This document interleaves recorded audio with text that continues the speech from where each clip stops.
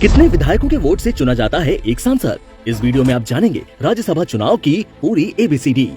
सबसे पहले आपको बताते हैं कैसे होता है राज्यसभा का चुनाव। राज्यसभा के चुनाव में सभी राज्यों की विधानसभाओं के विधायक हिस्सा लेते हैं। इसमें विधान परिषद के सदस्य वोट नहीं डालते। राज्यसभा चुनाव की वोटिंग का एक फॉर्मूला होता ये है कि राज्य में जितनी राज्यसभा सीटें खाली हैं, उसमें एक जोड़ा जाता है। फिर उसे कुल विधानसभा सीटों की संख्या से भाग दिया जाता है।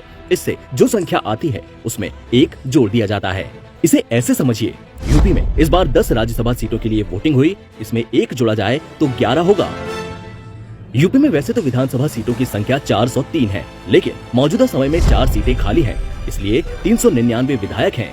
अब 399 से 11 का भाग दिया गया तो संख्या आई 36.27, जिसे 36 माना जाएगा। अब इसमें एक जोड़ा जाए तो संख्या आई 37, यानी राज्यसभा की एक सीट जीतने के लिए 37 विधायकों के वोट की जरूरत होगी। राज्यसभा चुनाव के लिए सभी विधायक सभी उम्मीदवारों के लिए वोट नहीं करते हैं। एक विधायक एक ही बार वोट कर सकता है। उन्हें बताना पड़ता है कि पहली पसंद कौन है और दूसरी पसंद कौन है। 1 लाख रुपए मिलती है सैलरी। राज्यसभा के सदस्यों की 1 महीने की सैलरी 1 लाख रुपए होती है। इसके अलावा अगर सदस्य अपने आवास से ही ड्यूटी कर रहे हैं तो हर दिन 2000 रुपए का भत्ता भी मिलता है। राज्यसभा से जुड़े काम के लिए सदस्य यात्रा कर रहे हैं तो उसका खर्चा भी नहीं लगता।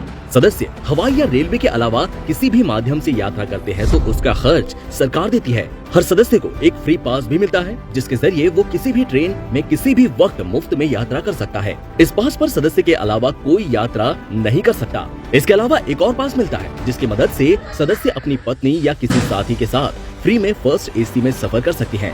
राज्यसभा सदस्य को निर्वाचन क्षेत्र का भत्ता भी मिलता है। इसके अलावा राज्यसभा सांसद को आवास, बिजली, पानी, टेलीफोन और मेडिकल सुविधा भी मिलती है।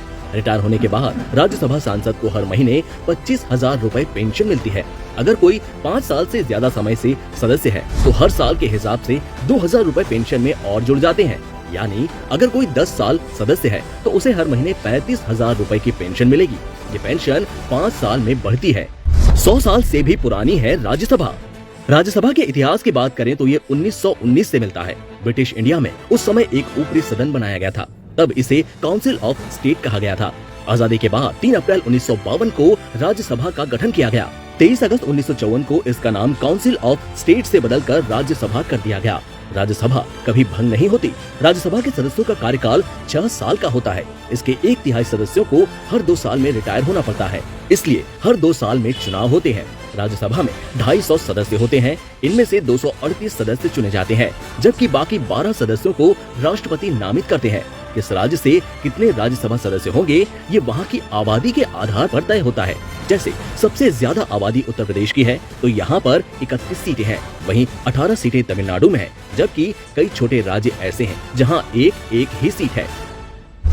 कौन बन सकता है राज्यसभा सदस्य? राज्यसभा का सदस्य बनने के लिए भारत का नागरिक होना जरूरी है। उसकी उम्र 30 साल से ज्यादा होनी चाहिए। ये जरूरी नहीं है कि वो जिस राज्य से राज्यसभा का सदस्य निर्वाचित हो वहीं का रहने वाला हो।